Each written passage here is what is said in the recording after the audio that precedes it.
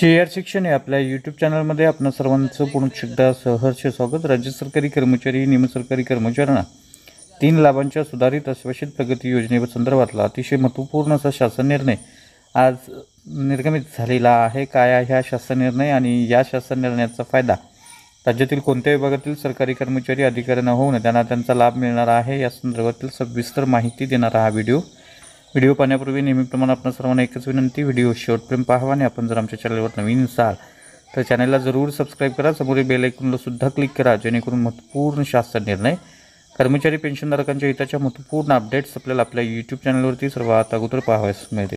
जसं की आपण स्क्रीनवर पाहताय, 7व्या वेतनानुसार 3 लाभांच्या सुधारित आश्वासित प्रगती योजनेचा पहिला लाभ मंजूर करण्यासंदर्भातला दिनांक 14 जानेवारी 2025 रोजीचा हा महत्त्वपूर्ण असा शासन निर्णय आज निर्गमित झालेला आहे।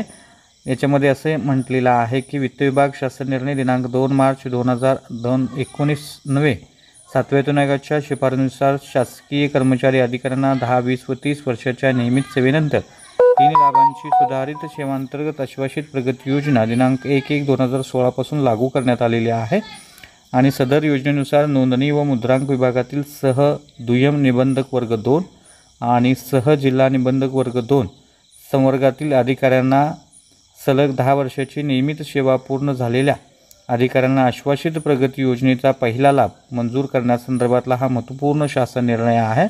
त्यामुळे निश्चितच या विभागाशी संबंधित असणारे जे कर्मचारी आहेत त्यांच्यासाठी हा महत्त्वपूर्ण असा शासन निर्णय आहे। नोंदणी व मुद्रांक विभागातील जे जिल्हा निबंधक आणि सह दुय्यम निबंधक वर्ग 2 या पदावरती काम करणारे अधिकारी आहेत त्यांच्यासाठी हा अतिशय महत्त्वपूर्ण असा शासन निर्णय आज निर्गमित झालेला आहे। त्यामुळे निश्चितच 7व्या वेतन आयोगानुसार सुधारित सेवांतर्गत आश्वासित प्रगती योजनेचा पहिला लाभ या कर्मचाऱ्यांना अधिकाऱ्यांना मिळणार आहे। त्यामुळे निश्चितच यांच्यासाठी अतिशय आनंदाची बातमी आहे असं आपल्याला म्हणता येईल।